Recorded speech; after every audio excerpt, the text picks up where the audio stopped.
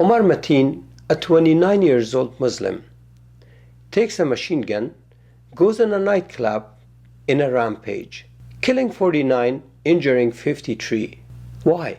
I am sure all of you ask that question. Why? We bring people in our country when they're so desperate, they're running for their life from their own people, from their own Muslim brothers, just like me. We give them shelter in America. We pay for even for their tickets. We pay for their expenses. We rent homes for them. We pay for their medical. We send them to school. We send their kids to school. We give them education. They spend a few years, they get relaxed, and then they take a gun and go and kill us. Not all of them, but even one is too many. So why? We know the answer. We Muslims know the answer, but we are not brave enough to stand up and say it. We think that denial is the best policy. Deny it. No, it has nothing to do with Islam. Anywhere things like this can happen. Well, it happened here, it happened there, it happened in that other state, it happened in Canada, in Europe, in Afghanistan, in Iran, all around the world. Why? We know the answer, but we are not brave enough to stand up and admit that we have a sick religious belief. Not all of us. Maybe 4%, maybe 3%, maybe 2%, even 1%. But the problem is that that 1% represent all of us, and they run the whole show. The rest of us, we're quiet, and silently we're following the shadows of that goat at the front of the herd. Look at this clip. Mr. Karzai, the ex-president of Afghanistan, happened to be in America when this happened. From your perspective as a Muslim, what would motivate someone like this to go out and pledge allegiance to ISIS, the Islamic State? Well, it's not necessarily a Muslim, non-Muslim question.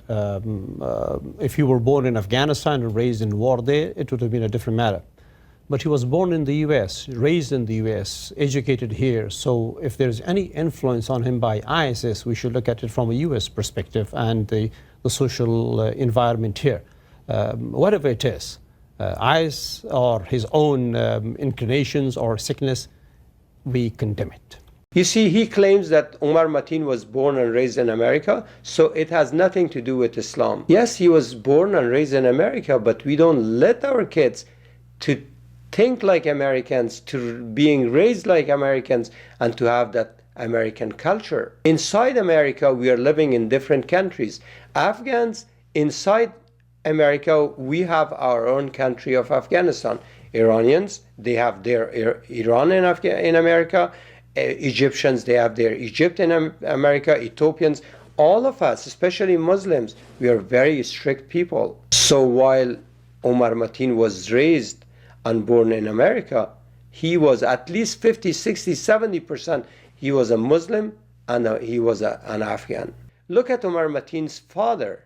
Did you know that he had purchased these weapons? No, I wish I did know. I wish I did know. If I did know that he purchased the weapon, this would not have happened. This is very hard to understand. You saw your son just hours before he went on this rampage. Exactly.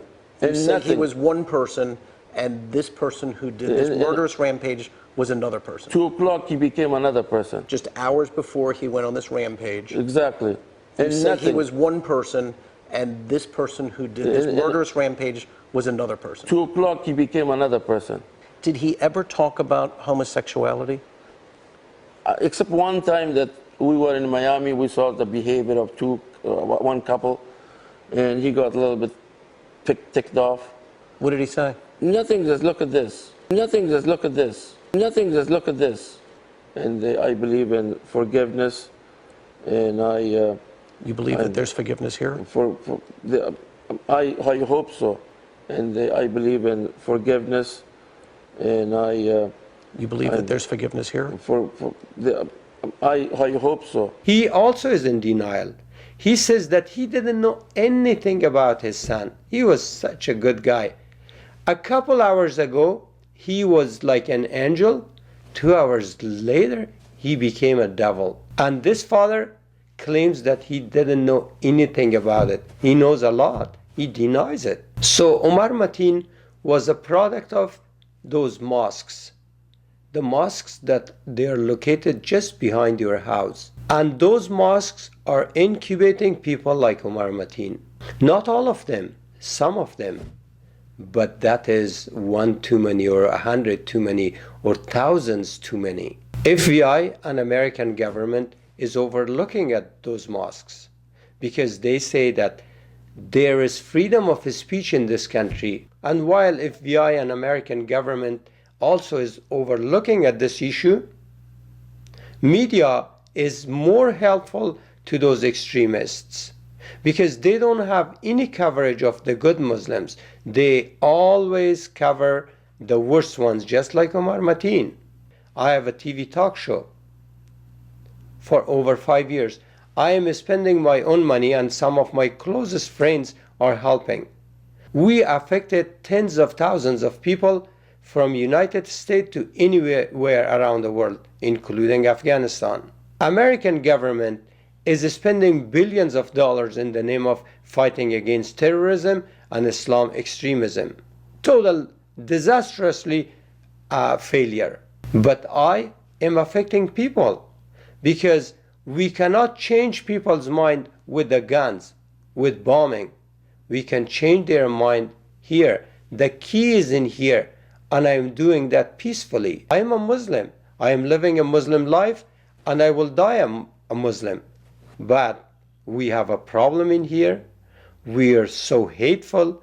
We don't have any tolerance. We don't know what peace means. We are ready to kill people. So yeah, we have the biggest problem on the face of this earth religiously. And what's your problem? Your problem is that we are over 1 billion people. You need to help me to help you. You might hate me, but you need to help me to help you. Because in here, we are over 1 billion people. You cannot kill all of us. You need to help us. You need to help the good Muslims to change the mind of the bad Muslims. And we can do that. Almost all my shows are in Dari, which is the main language of Afghanistan. But there's a couple shows that I have in English, a broken English, but I had to do it. Please watch these.